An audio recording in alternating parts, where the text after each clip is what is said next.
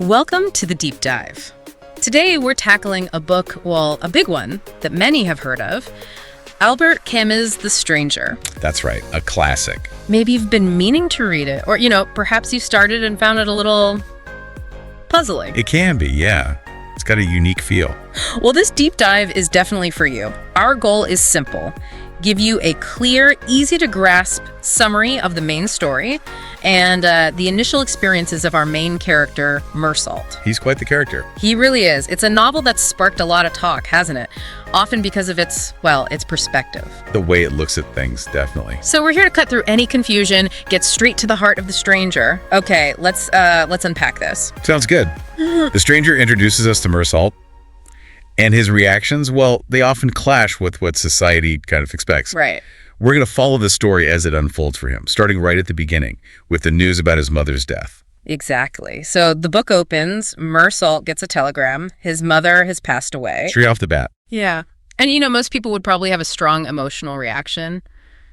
Sadness, tears, something. You think so? But Meursault's reaction seems, kind of flat, almost indifferent.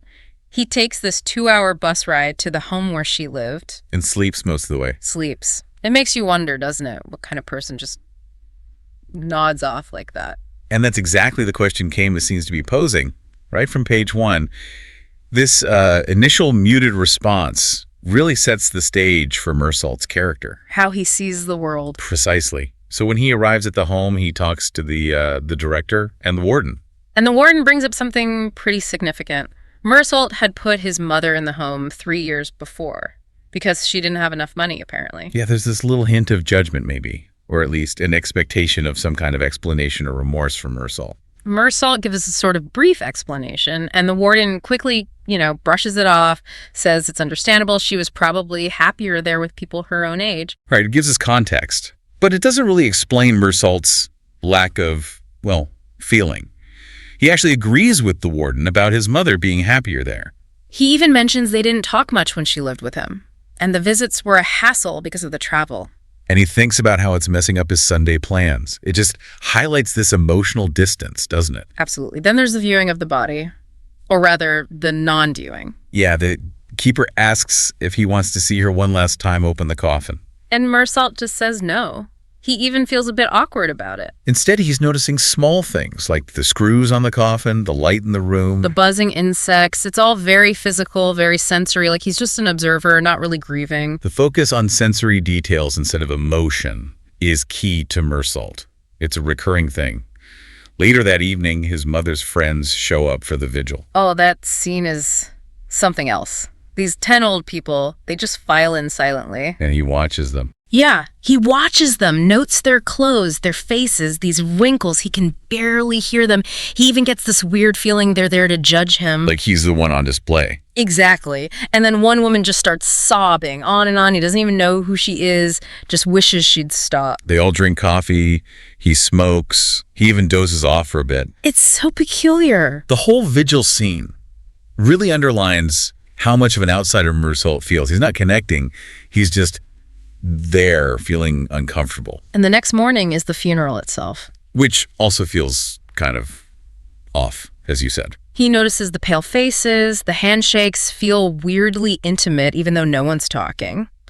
And then there's that walk to the village. It's incredibly hot. So hot. And he actually catches himself thinking, under different circumstances, this could have been a really nice walk. While walking to his mother's funeral. Right. And then the nurse makes that odd comment about the walking pace. Go too slow, you risk heat stroke. Go too fast, you risk getting a chill in the church. It highlights the absurdity of some social rituals, doesn't it? Which Meursault seems acutely aware of. It feels like everything is just a physical thing for him, an inconvenience. Makes you think about those rituals we all just do. Definitely.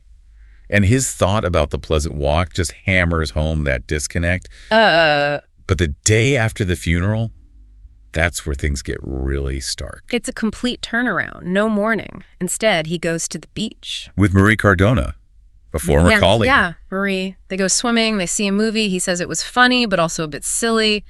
And then Marie stays the night. Right. He mentions very casually touching her breast in the cinema. They're kissing. It's all just reported fact. Then Sunday, he just lazes around in bed, smokes, watches people out the window, families, young guys, people coming back from sports or the movies. Just observing life go by. And then this thought hits him. Really, nothing in my life had changed. Wow. Like his mother's death, the funeral. It just didn't leave a mark on his daily existence. It's quite a statement, isn't it? It's absolutely central to understanding him. That lack of outward grief, the quick return to, well, physical pleasure, these are details that become incredibly important later on. Which brings us neatly to part 2. Right, where Meursault gets involved with his neighbor, Raymond Synthesis. So we shift from that sort of subdued post-funeral vibe back to Meursault's ordinary life, work, but then, yeah, his neighbor, Raymond Synthesis. Who's generally seen as a pimp. Yeah, the description fits: short, stocky, boxer's nose, dresses sharply. He even chats with Meursault about another neighbor, old Salamano, and how badly he treats his dog. And Meursault just sort of takes it all in, doesn't really judge Raymond or Salamano much. Seems that way. Then Raymond asks Meursault for a favor. He wants help writing a letter. To his mistress, who he thinks is cheating on him. And Meursault, just like that, agrees. Sure, I'll write it. It shows that willingness to just go along with things, maybe, without thinking too much about it. I think so. And Raymond then pours out his story, how he feels mistreated, he's angry, wants revenge. And the revenge plan is pretty intense. Write a letter to get her back, then have his underworld friends rough her up, or even brand her. It's shocking. And he asks Meursault what he thinks, and then just declares, "So now you're my pal." Just like that. Pals. Yeah, so fast. Meursault's easy agreement to be pals, his helping with the letter.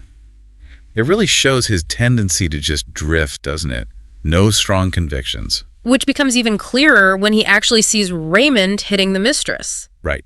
It gets violent. He witnesses the assault. And later, when the police show up, Raymond asks Meursault to be his witness, to say the woman was in the wrong, that she'd let Raymond down. And Meursault agrees to that too. He just goes along with it. Doesn't seem particularly a bit bothered by the violence or, lying to the police. Makes you question his moral compass, or lack thereof. Exactly. Providing that testimony, even if it seems minor to him, it has real consequences. Around the same time, we get that little side story about Salamano and his dog. Oh, yeah. Poor old Salamano. His scruffy old dog that he's always yelling at, it runs off. During a fair, yeah. And Salamano is absolutely devastated. Totally heartbroken. And Meursault just watches him with that same sort of detachment. But then later, he hears Salamano crying in his room. And it makes him think of his own mother. Unexpectedly. It's just a flicker, though, a brief moment where you see maybe a hint of connection to his own loss, but it doesn't seem to linger. That fleeting thought about his mother, prompted by Salamano's grief, it's a subtle touch. It reminds us of the themes of loss and loneliness simmering beneath the surface, even if Meursault isn't processing them conventionally. So things drift along, and then we get to that Sunday outing. To the beach, yeah. Yeah. To Meursault's bungalow, with Marie and Raymond. Meursault is Raymond's friend, seems like a decent guy, friendly, likes to swim. His wife has a Parisian accent. Meursault seems to enjoy himself, the food, the wine, the sea. He even has a passing thought about marrying Marie. For a second, things feel almost normal. Almost happy, maybe. That casual thought about marriage, it fits his sort of non-committal approach to things, doesn't it? But the peace doesn't last. No, because the two Arabs show up on the beach again. The brother of Raymond's mistress and his friend. And the tension just snaps. A fight breaks out almost immediately. Raymond gets cut, right? With a knife. Yeah, pretty badly. On his arm and mouth. They take him back, get him bandaged up. But Raymond, even after getting hurt, insists on going back down to the beach with Meursault. Which seems like a terrible idea. And sure enough, they run into the Arabs again near a little spring, a source of cool water. And the description of the heat gets really intense here. The sun, the glare, it's overwhelming. You can practically feel it baking off the page. Yeah. And then it happens, the moment everything changes. The Arab pulls out his knife again. And the sun glints off the blade. Meursault describes it hitting him, like, physically. The sweat, the sun beating down. Yeah. It's pure sensory overload. He can't stand it. And he pulls out the revolver Raymond gave him earlier and fires. One shot. It feels sudden. Almost involuntary, the way he describes it. Driven by the sun, the heat, the glare. But then he pauses and fires 4 more shots into the man's body. Into the inert body. That's the really chilling part. Yeah. He says something like he shattered the balance of the day, the silence. It's the turning point. The act that leads directly to his arrest, the trial. Everything that follows. It feels both impulsive and, in a strange way, inevitable. Absolutely. So after that act on the beach, Meursault finds himself in prison. And initially, it's that same odd detachment again. A sort of vague hope things might just work out. Yeah. But that shifts, especially after Marie visits, just once, briefly. Then she writes saying she can't visit anymore because they aren't married. That seems to hit him, the finality of it. It does. The reality sinks in. The cell is his home now. That's it. And the loss of freedom starts to bite. He thinks about things he used to enjoy: swimming, women, Marie. Simple pleasures, gone. But he adapts, doesn't he? Starts noticing tiny details in his cell, the routine. He even remembers his mother saying you can get used to anything. It's kind of resilience, but still very Meursault, very detached. Then come the interrogations with the magistrate. Who's just baffled by him. Completely. He's trying so hard to understand why. Why no grief for his mother? Why those extra 4 shots? And the magistrate is deeply religious. He can't comprehend Meursault's lack of faith, lack of remorse.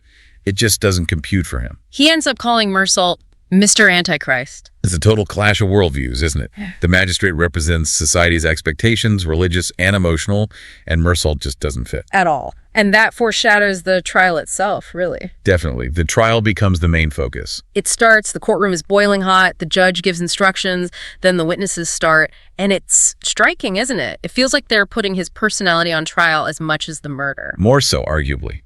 The warden testifies about his lack of grief at the funeral, not wanting to see the body, not crying, leaving right away. The doorkeeper backs that up. Even Perez, his mother's old friend, says he was too upset himself to really notice Meursault's reaction. But Celeste, the restaurant owner, says Meursault was just his usual self. He defends him, in a way. He does. But then Marie's testimony about, their date the day after the funeral, that gets twisted. Used against him. To show how heartless he is. Exactly. Raymond testifies too, of course, focusing on the fight and Meursault helping him. And Salamano's testimony is quite interesting. He mentions people saying nasty things about Meursault putting his mother in the home. But then he says he knows Meursault really cared for her, and Meursault himself explains why he sent her there. It adds a layer of complexity. It does, but the prosecutor really hammers home the narrative of the unfeeling monster. Oh, absolutely. The closing arguments focus heavily on Meursault's lack of remorse for his mother, linking it directly to the murder, painting him as just cold-blooded. Devoid of normal human feeling. And through all this, Meursault has this moment of clarity, seeing the whole thing as kind of absurd. He just wants to get back to his cell. The prosecutor's strategy works, though. He convinces the jury that Meursault's character, his emotional detachment, is proof of his guilt, revealing someone capable of senseless violence. Which leads to the verdict. Guilty. Sentenced to death by guillotine in public. A harsh sentence. And Meursault's reaction. He looks at the faces in the courtroom and thinks they look almost sympathetic, respectful even. And when the judge asks if he has anything to say... He just says no. Just no, at that quiet resignation. Which sets the tone for the final section, waiting for that execution. Yeah, waiting for death. It's a pretty bleak part of the book. He spends a lot of time thinking about the certainty of it, but also how hard it is to actually accept. The finality of it all. Right. He feels this huge gap between the judgment and the actual end of his life. He thinks about how arbitrary it feels, the timing, the possibility it could have gone differently, how ordinary people decided his fate. And during this time, the chaplain keeps visiting him. Trying to get him to turn to God, find faith before the end. But Meursault isn't having it. He's a confirmed atheist, right? No interest in an afterlife. None at all. And it creates this real tension between them. The chaplain keeps pushing, though, talking about the suffering soaked into the prison walls, seeing a divine face in the stone. And finally, Meursault just snaps. He completely loses it. An outburst of anger. Yeah, a real passionate defense of his own life, the choices he made, how he lived. And in that moment, he realizes something. What's that? That he had been happy. And that even facing death, he still felt incredibly alive. That's a huge moment for him. That outburst, confronting the chaplain, asserting his own view. It seems like he finds some kind of acceptance, finally. His own kind of truth, maybe. Exactly. A truth that fits his experience, even if it's totally out of step with the chaplain's or society's. And it leads to his final wish, which is pretty intense. He wants a big crowd at his execution. Yeah, a huge, angry crowd greeting him with cries of hate. It's a startling end. Really leaves you thinking. So wrapping this up for you, The Learner. The core story traces Meursault from that detached reaction to his mother's death, through his kind of passive involvement with Raymond, the sudden violence on the beach, and then the trial where, arguably, his personality gets condemned more than the act itself leading to the death sentence. That's a good summary of the plot points. Right. So, okay. What does this all actually mean? What are the big takeaways from this deep dive? Well, I think what's really striking is how the book digs into this idea of the absurd. That's a big theme in existentialism. It's about the clash, between our human desire to find meaning and purpose. And a universe that seems completely indifferent to us. Exactly. Meursault's actions often seem illogical, or at least emotionally disconnected by societal standards. And the way society judges him, not just for the killing, but for his lack of expected feeling. That really highlights this clash. So the book pushes us to question things. Definitely. Question the meaning we try to impose on life, on death, and the standards we use to judge each other. And maybe one of the most powerful ideas comes right at the end, Meursault's final, almost defiant embrace of his own reality, however absurd or out of sync it is. That's a really interesting perspective. Okay, here's a final thought, something for you to mull over. Does society really judge our actions themselves? Or is it more about judging how far we stray from the expected norms, the expected ways to feel, to react, to behave? That's the core question, isn't it? Definitely food for thought. And if this deep dive resonated with you, if you found it meaningful, please do subscribe to our channel. We explore lots of stories that touch on these important parts of life. We'd love to have you with us for future deep dives. Let us know your recommendations. Drop them in the comments below. We'd love to see what you think.